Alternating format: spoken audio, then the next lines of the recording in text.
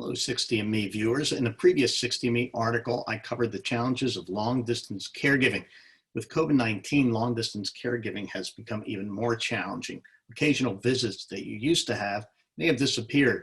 As we reiterated in that article, in-person visits are essential, and if you are not there, you need to make sure you have people in place who become your eyes and ears. So what if your friends and neighbors are now your primary eyes and ears? How do you ensure that these relationships help to contribute to the quality of life of all parties? Well, if you're a long distance caregiver who can't be there, it's important to pick a team beforehand if possible. It's more important than ever to know who mom or dad interact with on a frequent basis. Maybe you've picked up on some of that from previous visits. Was it a neighbor next door, a member of the clergy, a student who had taken an interest, a dog walker, delivery person, home care aide, a pharmacist, the postman? You get the idea. It could be there's no support network at all. That's when you should turn to church and volunteer organizations. I'm on Rotary, for example, and we spend a lot of time volunteer projects. One past Saturday, in fact, helping an older resident of our community with some yard work. My colleague Barry Jacobs suggests, he calls it a term like in basketball, pick your starting five. So you want to pick a team that could help mom or dad if you can't be there.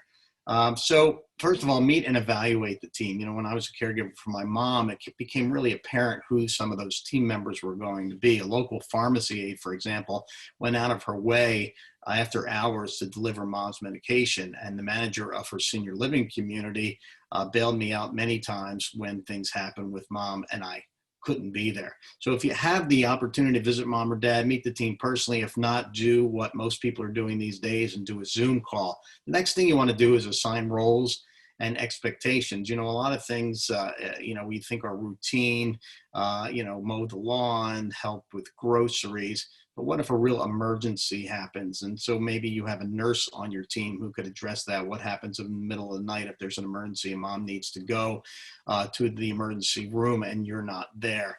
The other thing to do is a lot of times these teams operate in silos. So you should introduce them to each other. And obviously the best way to do that is through Zoom.